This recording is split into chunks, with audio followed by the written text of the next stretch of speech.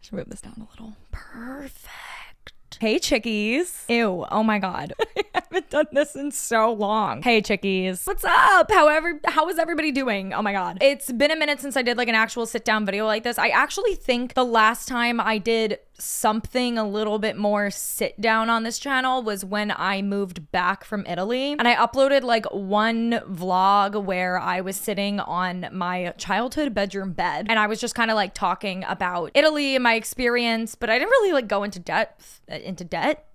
That'll be later in the video. I didn't really go into depth with anything. It was kind of just me like catching up, and I'm not even gonna fucking lie to you guys. Big reason why I did a sit down portion of that video is because I was working with a brand on that video. So it had to be that way. But majority of the videos that I have put out over the last, I don't know, the last year, of course, but then also just like the videos I've been trying to put out for like a few years now, for like the last like 3 years, I would say, are all vlogs.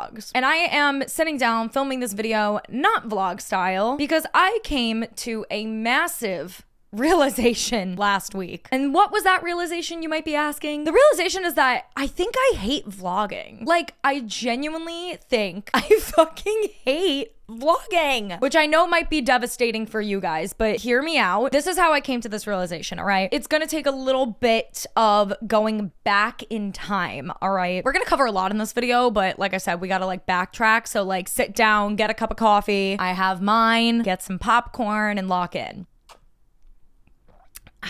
Needed that. Okay, so I'm sure a lot of you have been seeing all over social media right now that there's this like trend going on where people are saying that 2026 is the new 2016, because 2016 was just like such a great year for a lot of people. Chain smokers were putting out banger after banger. Everybody had like 12 filters on their Instagram photos. We were posting photos of like black tap milkshakes and a fucking dip brow and a dream. I lost my train of thought. Cut me some slack. I haven't done this in a while, so it might take a little bit to like get into things, and it might be a little all over the place. That's just how my brain is. Anyways, back to the point. 2016 trend. So everybody on Instagram and social media these last few days or this last week have been posting their old 2016 photos. And so I naturally was like the queen of 2016. 2016 to like 2019 is like when I peaked in my social media career, and I was just like posting a lot. And like I said, we're gonna loop around to that eventually too. But I was like, I need to partake in this trend. So I went through my Instagram archive, I pulled a bunch of photos, put them on my Instagram, all the nostalgic things, the Kylie lip kits, the milkshakes, going to the YouTube headquarters in a Chelsea boot, like everything you could ever imagine. But when I posted that post, I was like, you know what? 2016 was like an amazing year for me with YouTube. As a lot of you guys know, I've been doing YouTube videos since 2011.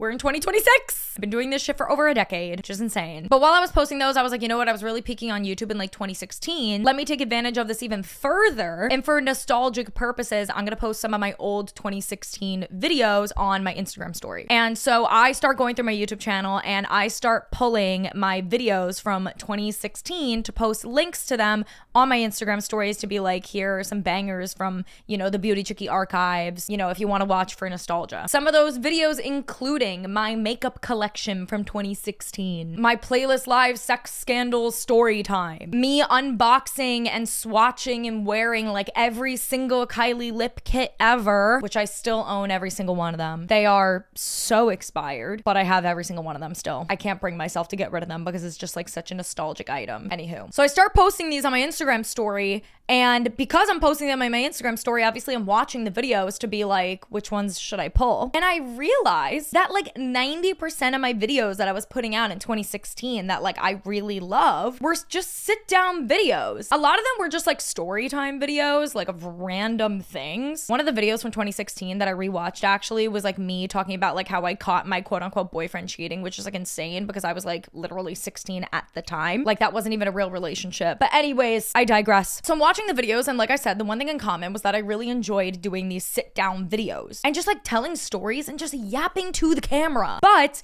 after 2016, I moved to New York City, and that's when I was like, I'm gonna do a lot more vlogging content because like I'm living in New York City now and I want to vlog it. This is also before New York City became like the it place for like influencers. So I'm not gonna lie, I was ahead of the curve. I was vlogging my New York City lifestyle when it was still cool. Like it is still cool, don't get me wrong. But now New York City is like oversaturated with influencers. Everybody does day of my life living in New York City, like, you know, but I was ahead of the curve, okay? But anyways, I switched over to vlogging in like 2017 because of that. And then after that, I feel like is when it was just kind of like all downhill. Well, not all downhill. 2017 to 2019, I was doing a mix of vlogging and sit down videos. And then at some point in the mix, I just completely stopped doing sit down videos and I was only trying to do vlogs. And I don't know why. I think that was just kind of like the direction that maybe YouTube or content was like heading in. And I really wanted to be able to like document my lifestyle. So then I stopped doing the sit down videos. And over the course of all of these years of my journey on social media, every time I try to do a YouTube video again, I always try to vlog. I try to do a weekend vlog. When I was living in Europe, I vlogged everything. But for some reason, there was some kind of like weird mental block for me. And I will not lie, I am like a crazy perfectionist, and I do think that gets in the way of a lot of things when it comes to my social media career. A lot of things in my life in general, but especially with my social media career. And it's only gotten worse as I've gotten older. And I think I would just like vlog like a weekend or whatever. And first of all, I would just be so annoyed because I would have to continuously remember to take my camera out and film things. And like, I don't want to film everything. I don't want to film everything in public. I get this all the time. People are like, oh my God, you must be so used to this. You've been doing YouTube for over a decade.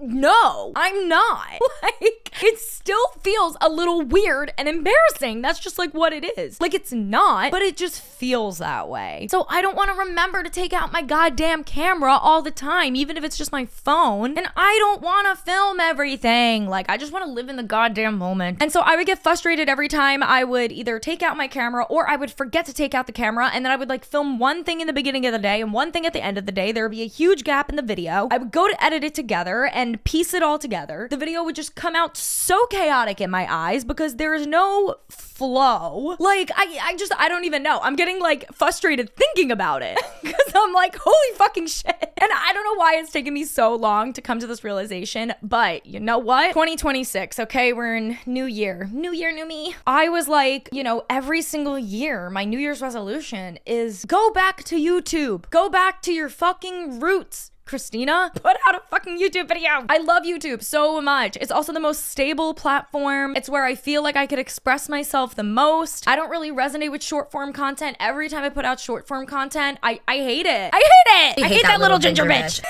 Anyways, I was just getting so frustrated. And then I went and I moved to Europe and I vlogged everything. And it is now January of 2026. I moved to Europe in April of 2025. Okay. It's been almost a year since I was living in Europe. I vlogged everything. My plan was vlog everything, edit it all together, put it into, you know, awesome YouTube vlogs and put it out of my awesome life. And I just like, I hated editing the videos. I really do. I hate it.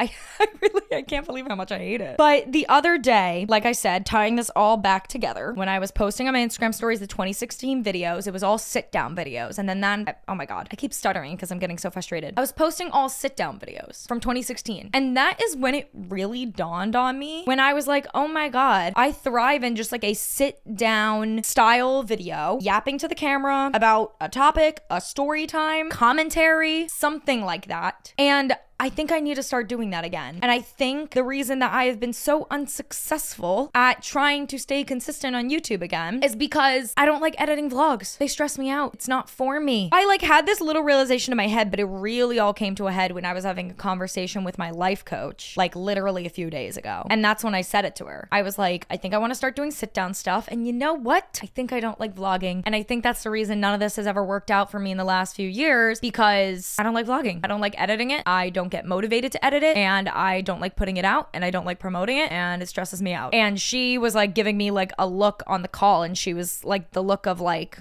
I know you and you're having a moment, you're having a light bulb moment. And I was like, you know what? This is the start of something new. Or is it? It's the start of something old in a new way. You know, same thing, different font, whatever the people say. So that's how we got here. With the sit down content, I could obviously just talk to my camera, but I do like having a mic because also, as you guys know, me and my best friend Lily and my roommate, we do Gin and Toxic, or we did do Gin and Toxic for many years, which we could talk about that in another video, what's happening with that podcast. But I do like having a microphone. All my podcast equipment was like sitting like in storage at at my parents' house, and I went there yesterday and I finally brought back some of the podcasting equipment so that I could literally sit down and film this video for you guys and have like a little mic to hold on to and just yap. So that's once again how we got here. So now that we know what the issue is, well, one of the issues, we know what one of the issues is, which is that I was forcing myself to do content that I didn't even actually enjoy. And that's why I wasn't putting anything out, because I didn't enjoy doing it. Like, I like editing YouTube videos when I feel passionate about the video, but none of the videos that I was filming over the last few years, I felt passionately about. It felt chaotic for me. So now that we got that out of the way, speaking of going back to my roots, like I said, 2016 was a really good year for me on YouTube. 2016 to 2019 was the peak. I was getting so many views on my YouTube videos. I had a lot of relevancy on YouTube and all my other social media platforms as well. We were just racking in the views, we're racking in the money transparently. It was a good year on social media for me, a good streak of years. And because of that, something that I've been thinking about a lot with social media and how it relates to myself is the topic of relevancy. More importantly, what it's like going from being a super relevant social media influencer, star, whatever the fuck you want to call it, to becoming irrelevant. And over the years, I'm not naive that I've lost my relevancy, like a lot. Like I said, look at my video views from like 2016 to 2019, look at my Instagram posts from that time, look at the engagement, look at all of it, and then look at everything that's going on now. Like, I literally lost the sauce. She's gone. And I know that there's like so many conversations online. People really wonder what it's like for like, you know, these social media stars, these YouTubers that like had it all at a period in time. They were getting all these views, they're making all this money, and now they just either disappeared or they're just not spoken about. They've become irrelevant. Like, what happens when you're just making all that money in such a condensed period of time and then it just goes away? What do those people do? How do they end up? I see conversations about this like a lot. Like, people love to talk about people like, who's a good example? Like Lo Anthony, which, I mean, he has a whole other slew of things. Like, I think he didn't join a cult. Am I crazy? Something happened with Lo Anthony. Anyways, he's a good example. So relevant. And then what about like Simply Nessa? People like that. What about Bethany Moda? Like, what happens to these influencers? Rice Gum. Where is Rice Gum? Like, what's happening, you know? And like I said, like, I came to the conclusion, the hard truth, a long time ago, that I completely lost my social media relevancy. But I thought it would be fun today, funky, fun, fresh, to tell you all basically how I went from getting hundreds of thousands, sometimes millions of views on videos, my engagement being sky high, to now only breaking like maybe like 10,000 views on a video. And at that point in my life, making like, you know, high end of 6 figures and now just scratching the surface. So this is what it's like for an influencer that was once super relevant that is no longer. And what happened? And is it truly, what's the word? Oh my God, I have the word in my head. Why can't I spit it out? Controllable. Holy shit. Can you control not going irrelevant? So I wrote down some notes, not like notes really, but just like how I want to go in order of this. And keep in mind, this is all my personal experience, okay? Like, I don't know what other people's experiences are like, but this is like what mine was like. And I do want to say, I think I was kind of on the smarter end, because there are a lot of influencers, creators, you know, who like have it all one day, don't have it all the next day. But when they had it all, they think that it's never going to go away. So they, you know, blow through all their money and make really poor decisions. But I will say, I feel like, you know, I made a lot of poor decisions and a lot of stupid financial decisions, and we'll get into that. But I also did make a lot of smart decisions because I knew this was never going to last. Like, social media is ever changing. I didn't know if for a long time if the influencers were just getting younger or I was just getting older and irrelevant, and I think it was a mix of the both. But anyways, we're gonna start by talking about, like, you know, when I started YouTube and how that all went. We're gonna talk about the peak. We're gonna talk about the practices that I had going on at the time when I was in my, you know, peak. Financial practices. Finances play a really big part in a lot of this. We'll get into it. And then we're gonna talk about the decline when I started entering my flop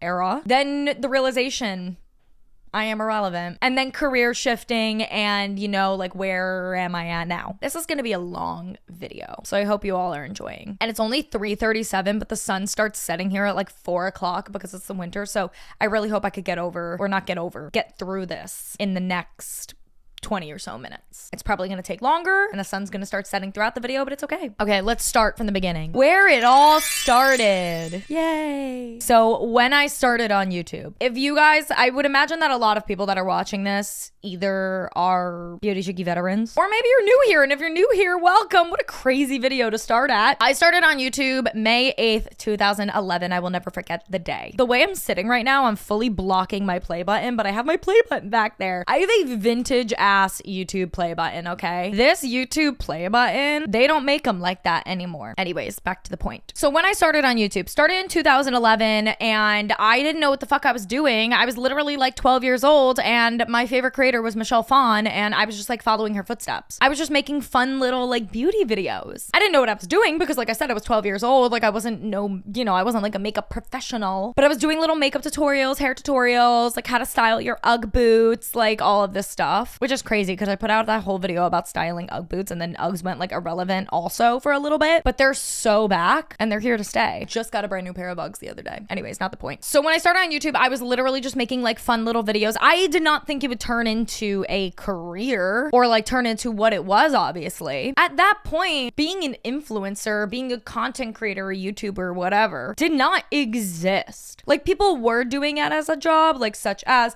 Michelle Phan, Smosh was really big at that time. Oh my God, Jenna Marbles, Olga K, like all of those people. So people were doing it as a job, but like it wasn't really like a big known thing that like you could like really make a career out of this and make a lot of money on it. So I was doing YouTube for a while. I was uploading little videos here and there. I uploaded this like summer morning routine video that got like a shit ton of views. It has like multi-millions of views and it's literally like a 3-minute video that's just like sped up of me doing my morning routine with some like corny music over it. I don't know. That popped off because like at the time, morning routines were the shit and not like the aesthetic morning routines that you see now. Like exactly as that video was, like shot like really poorly in my green bedroom. No audio. You weren't explaining what was going on in the video at all. It was just sped up footage of you just like doing your morning routine. I don't know. That's what the vibe was at the time. So I'm uploading. Yay, we're having a fun time. All of a sudden around, I want to say like 2014, I was like, wait a second. What the fuck is Google AdSense? Went through that with my dad, figured it out, was like, oh my God, I can make money off of this. That's cool. I was like 14 years old. Sign up for that, start making a little bit of money. At some point, brands start reaching out. I was promoting like bras at like 15, which like looking back at that, weird, really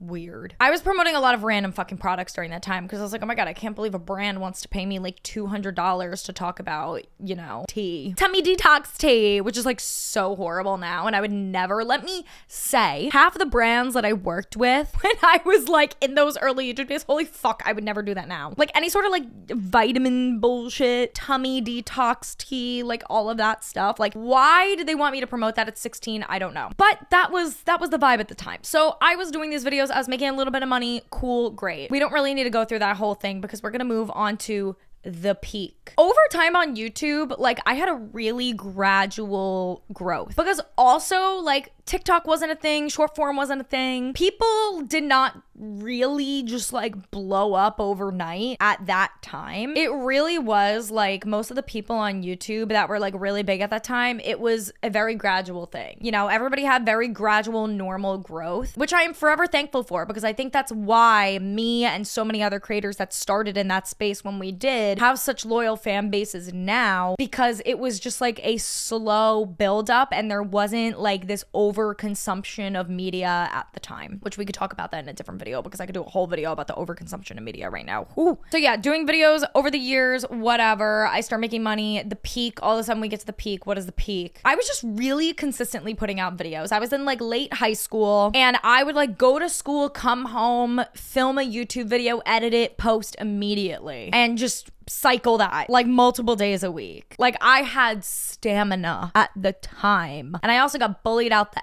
ass in high school for doing YouTube because, once again, nobody wanted to be an influencer at the time. What the fuck was an influencer? What was a content creator? I got bullied. I was weird YouTube girl. And I think a lot of people that grow during that time could relate. I think when I graduated high school, I moved to New York City. I went to FIT, and that's when things started really taking off for me because I felt so much more comfortable in my own skin, like leaving my hometown and moving to the city. And I was around so many other creatives because FIT, fashion school, you meet a lot of really cool creative people there. And I was just around a lot of really good energy. And that really allowed me to just kind of open up like a whole new wave of content in a way. And I was able to just like continue creating all this really awesome content. And then that was when the peak kind of happened. Like I really started to gain a lot during that time. I started doing a lot more, you know, I like shifted out of beauty and like fashion and more into just general lifestyle. Like I said, story times, vlogs, things about my life, personality, because I realized people don't give a fuck about my Anastasia dip brow, okay? They were watching me because they liked me, because I'm fucking awesome, and I still believe that. So now this is like 2016 to 2019 era, like I said, when we're at the peak. In the peak, what happened? I was like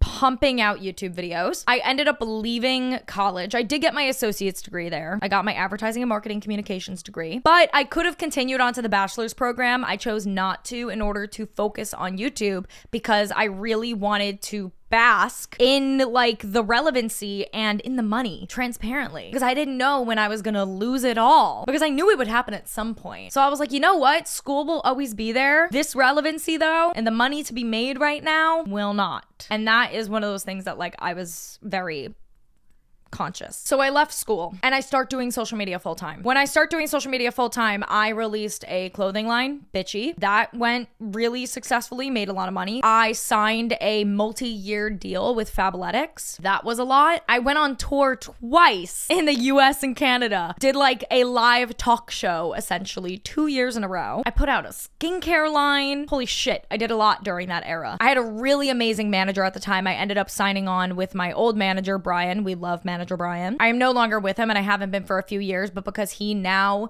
manages a mainstream artist that is actually so fucking huge, I really can't believe it. And it was to the point that he like couldn't really manage me anymore because I was losing my relevancy and his other client was not. And that was so valid. Me and him no longer work together, but we love Brian. He was a great manager though for me at the time because he really saw my potential and he was the one that took me to the next level. So transparently, this is a really big video of transparency. And like I said, with the peak, we want to talk about the practices, such as how much money was I making? What was my money going towards? What was I doing to keep the relevancy? In terms of the relevancy, like I said, I left college to just put YouTube videos out and just really focus on that. I was filming videos, editing videos, just constantly planning things. Like I said, I was still young. I had a lot more stamina. I was doing short form stuff, more things on like Instagram at the time too. Like a lot of my like Fabletics stuff that I was doing had to do with that. And the only reason I bring up Fabletics is because that was like my biggest money making thing for like a while, I want to say. On top of like other things like Neutrogena I had a thing with for a while and a few other brands. But like I said, I know everybody's wondering how much was I making. So I want to say during the years of 2017 through like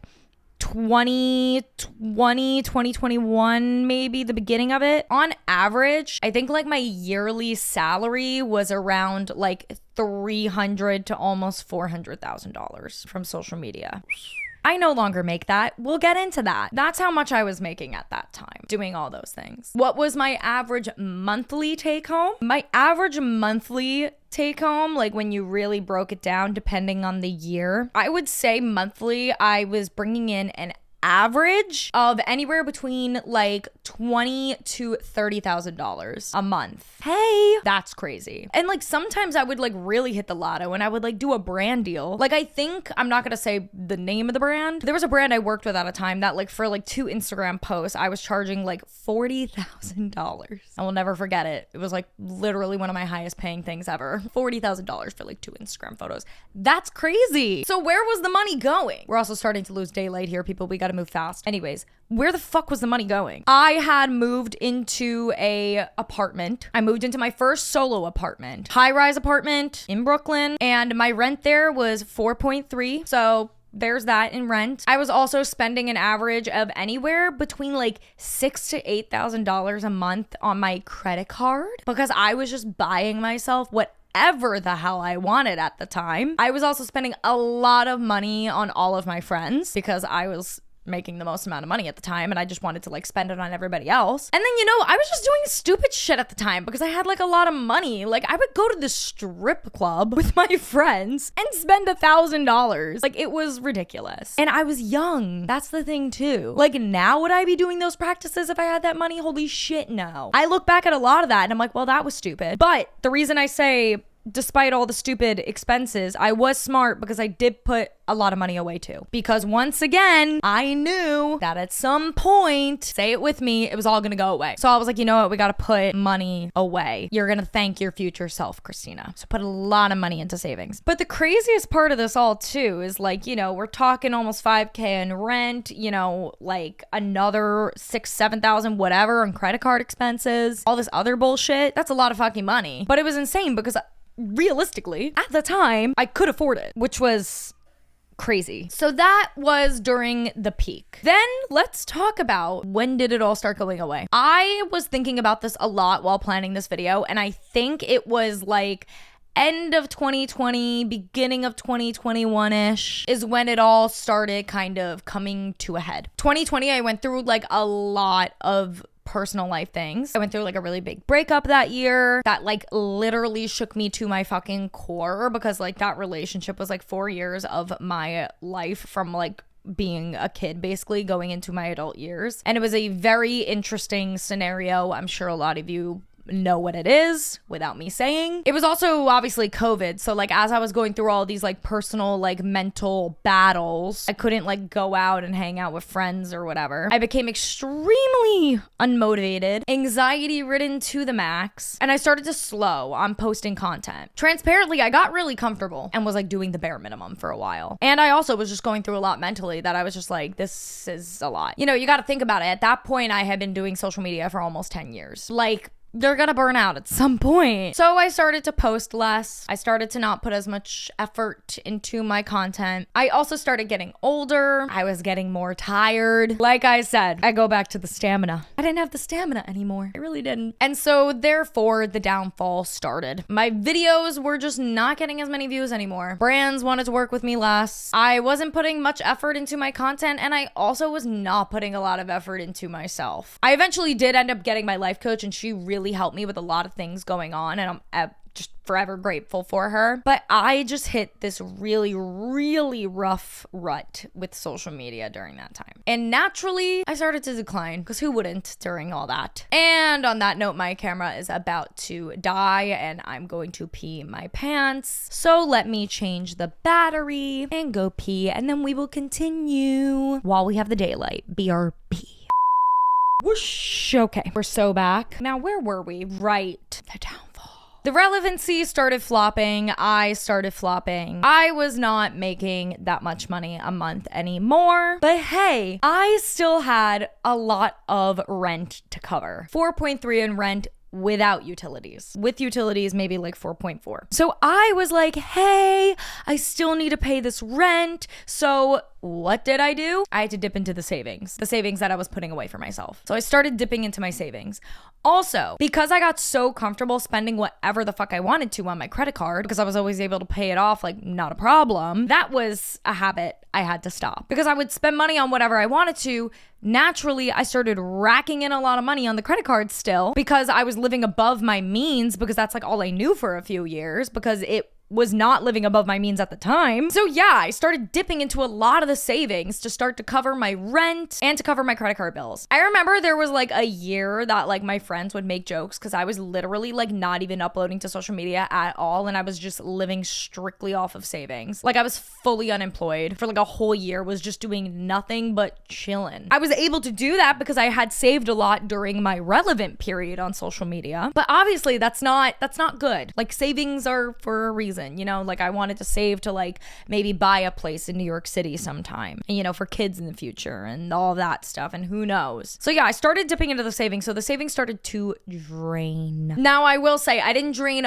all of the savings, but I drained a lot of it. Like I had a lot saved, and now like I do have like, I would say I have like a decent amount saved compared to like the average 26-year-old. However, compared to like what I used to have, like I drained, I would say a good like $100,000 out of my savings within like a year and a half. It was a lot. So eventually when I was just draining the savings, I was paying for these things that were like above my means. A few things happened. I started to really make some realizations. I tried to upload really consistently to social media again to try and gain some relevancy back, make some money again, pay for things, but it wasn't working. Also, at the same time, I realized like I just like don't like doing this as much anymore. Like I said, I think it was because I was doing the wrong things now looking back, but I just like was feeling really unfulfilled. You do social media for that long, at some point you're gonna feel really unfulfilled. You're gonna hit a roadblock, you're gonna hit some burnout, and I was just at my wit's end. I was like, you know what? Like, why am I even forcing this? Like, I don't even like doing it anymore. And also at the time, me and Lily started doing Gin and Toxic, and I realized how much I had learned through my life coach and like how many like life changes I had made that really stuck with me. And then I would go on the podcast and I would like talk about like all these things, and I really love talking about dating and relationships and just like helping people. And I felt so much more like soulfully fulfilled through that. So then I kind of had this epiphany one day where I was like, I need to make a career change. And I was thinking about all the things I could do. And then eventually I was like, you know what? We're not going to think about the career change, because eventually what you're going to do is going to come to you naturally. I thought maybe I'd go into like social media marketing or something for like a brand. But then it kind of hit me and I was like, you know what? I've literally already been like life coaching my friends and my audience like on Gin and Toxic. What if I just like fully sent it with the life coaching and I go back to school, I get my coaching certification, and I just like try doing that. Then I talked to my parents about it, I talked to my friends, I talked to my life coach. Everybody was like, oh my God, this makes so much sense for you. And although I was young, I had already been through so much and so many like different particular scenarios in my life that I was able to help so many people. So that's what brings us to, you know, the career shift. So I go back to school, I get my coaching certification, and luckily because of the audience that I had already built on my social media, marketing myself was like pretty fine. And I was able to build my coaching career really fast. You know, a lot of it too, I'm really grateful for it because I feel like people that have watched me over the years and see my transparency over the years, when they saw I went into life coaching, it felt like, you know, a lot of my clients could really like trust in me and they saw like the progression of my life. Also, I thought that me being young was going to be my biggest downfall, but it actually ended up being my biggest selling point because I'm able to relate to so many of the girlies. Like I have my younger clients coming to me being like, oh my God, his snap score went up. Like, what does it all mean? And I'm like, okay, it literally means nothing. But like, you know, because I'm young, I understand it. I understand the anxiety that comes with social media and like all that stuff better than maybe some older coaches would. So that ended up being my big selling point. And I still do life coaching. That's literally what I do full time now. I primarily do dating and relationship coaching and communication coaching, but I do all over general life coaching. And that just started to both fulfill me so soulfully. Like every time I'm able to help a client out and we have a really good conversation about something going on in their life and they have that light bulb moment, it is the greatest feeling ever. Like I have never felt so fulfilled. I feel amazing in this career. And also naturally, you know, with my services, you know, I charge money, no shit. And that allowed me to, you know, get back to like a good point of making money again and being able to pay for things. But at the same time that I was going to school for life coaching, I was also dealing with something else. Well, the same thing as losing the relevancy and having to make all these changes. However, I like to kind of call it like my ego death. Because for a few years, like I knew deep down I was losing the relevancy. I was losing kind of like the career that I had built for many years. And I knew it was never going to last, but I think I was very in denial and I thought I could always get a second wind. And so I kept like reaching and grabbing and all of these things. And then I realized that was just not happening. And when I wasn't making the money that I could, like I started making money through my life coaching career, obviously, but it was not it's not enough to cover 4.3 in rent. It still isn't. So I had to make the decision to move out of that luxury apartment and downgrade a lot. I had to make some serious lifestyle changes. November 2024, I moved out of that 4.3, K a month rent apartment. I was devastated moving out of that apartment because it felt like I failed. Like I failed myself that I was moving out of this apartment because I couldn't afford it anymore. It just felt like I let myself down. On top of that, because I started to make these lifestyle changes, something that still wasn't registering for me for a while was my spending habits. And that took a long time to adjust. And because of that, I went into a lot of credit card debt, which is something that I felt really, really ashamed and embarrassed to admit for forever. Like I did not tell anybody about my debt, which is actually one of the worst things you could do when you are in debt. You really do have to tell somebody or like your friends or like whoever, because like those people need to know what you are going through and not expect, you know, the most out of you. But I was not telling anybody and I was like dealing with it on my own, and it was really tough. And I'm still dealing with it. I still have credit card debt. Most people in New York City do. Not nearly as much as I did, but like it's, you know, we're clearing it because I feel more like, you know, stable now, but still. At the time, that was like a really big thing. So I moved out of my apartment. That was like I made it apartment because I couldn't afford it. And I was also in a lot of credit card debt. And I was also just like not in a good headspace. I was like going through it. Then when I moved out of that apartment, that's when I decided that I was going to move to Europe for a while in hopes of like reviving myself. Not on social media, just like having like a come to moment and like feeling better about myself. In fact, it made me feel worse. Those 3 months that I lived abroad, I will never take it for granted because it was really lovely in many ways, but also in a lot of ways, it was not good for me. And I spent a lot and the credit card debt started to go up again. I also was dating a guy at the time. I was in like a situationship sort of thing that literally shook me to my fucking core and did not help during this time at all. So yeah, I was really down like a year and a half ago. However, I can't really put into words how like it all shifted, but I think that was like the worst of it. And then when I moved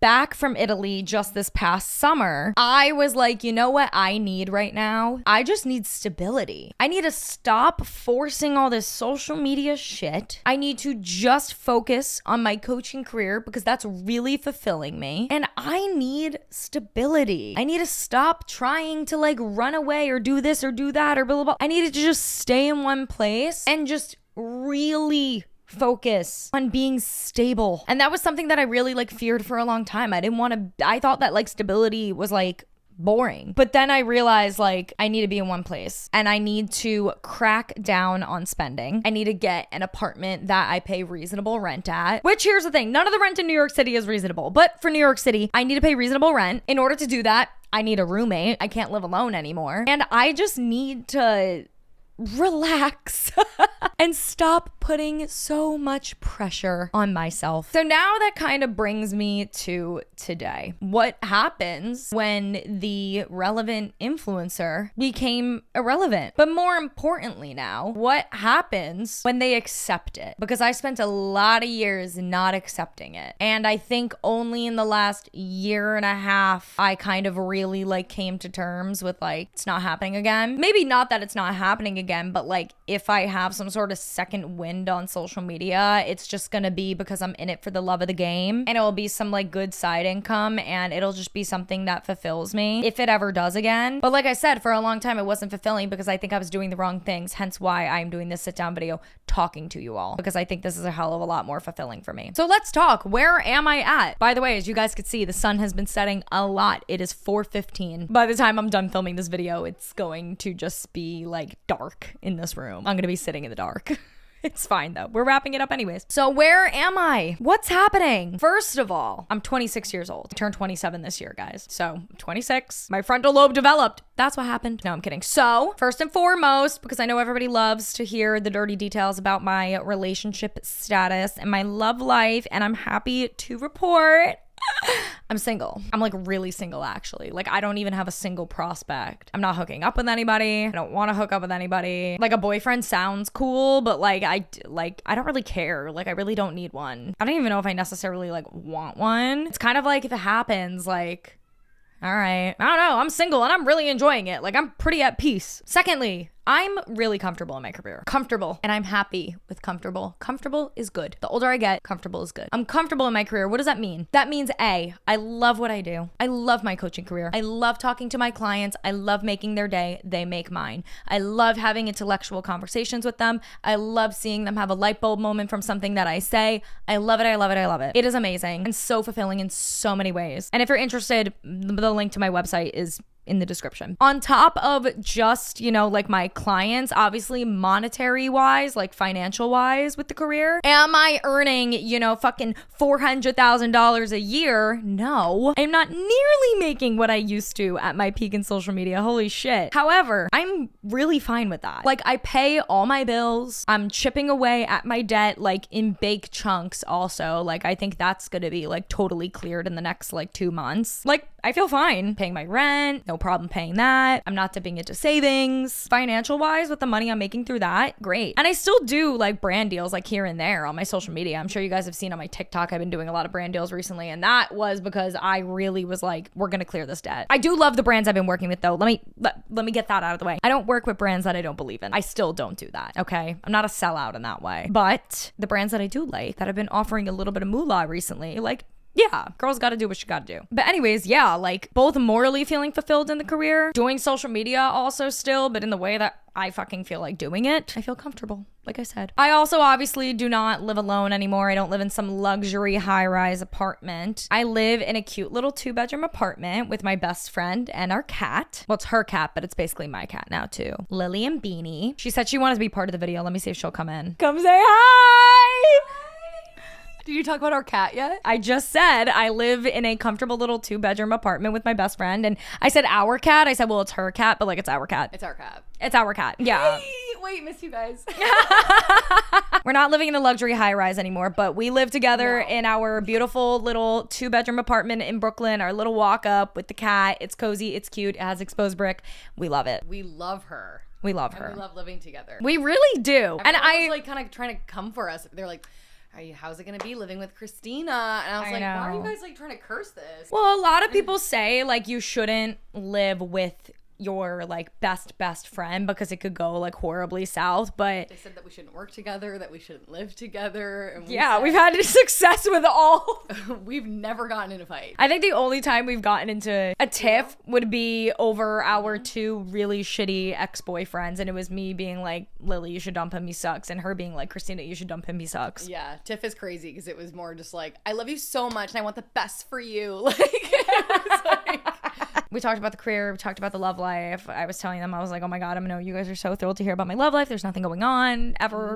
Not for Lily either, which makes this a lot more fun. Yeah, it's so dull out here, but we're just doing other things right now. I feel like we're just focused on other things. Next thing on my bullet point list of where I'm at is financially, but I already talked about that a little bit before, but like we're doing good, but we're clearing debt, baby. That's what's happening. That's Christina, not me. So I'm going to leave her to me, debt. Yeah. Got it. Lily, debt not cleared. Me, clearing. Hey. Fat ass, tiny waist.